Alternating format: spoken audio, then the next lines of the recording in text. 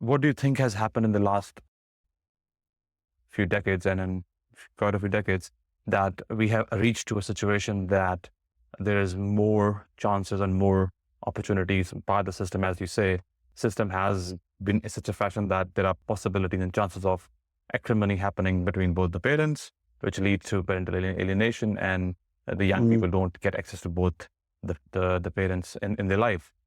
So what has happened? What do you think in the last 30, 40, 50 years? What has changed to have that more visible in the mainstream? It all started in a big way with no-fault divorce that came out in 1975. And since then, there's just been a progression of laws. A lot of them are brought in with good intent to help children and to help families, but a lot of them had a lot of bad unintended consequences. Maintenance regimes where there's child maintenance, so there's adequate provision made for the children. That sounds great, but it just generates this terrible friction and acrimony with the parents. So if a parent gets to spend more time with the child, they get more money. So there's an incentive for them to take time with the children away from that other parent. Then we've had other laws like restraining orders. We've had a whole lot of laws that have been introduced in the family court. We've had more family payments for children. All this sounds great, but it just leads to this terrible acrimony that we have in our society. But somebody would argue these laws were made because of specific behavior. And for example, there are people there is strong history of this person doing family domestic violence on a recurring basis. And for those people, it's relevant to have restraining orders.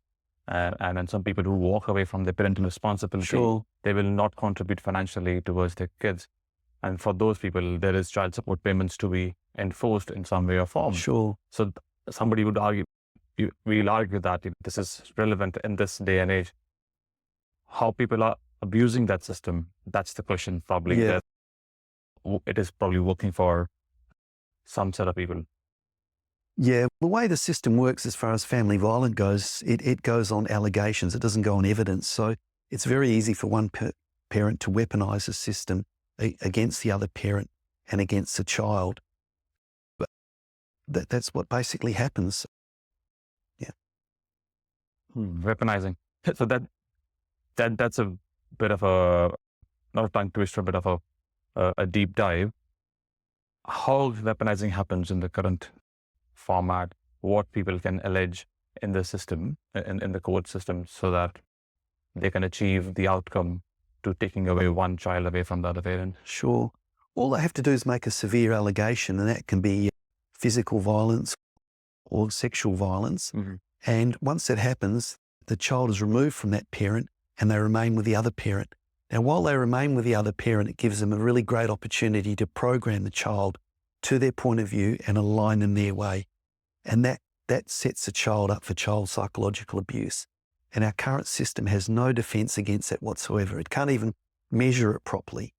So that's something we really need to do something about.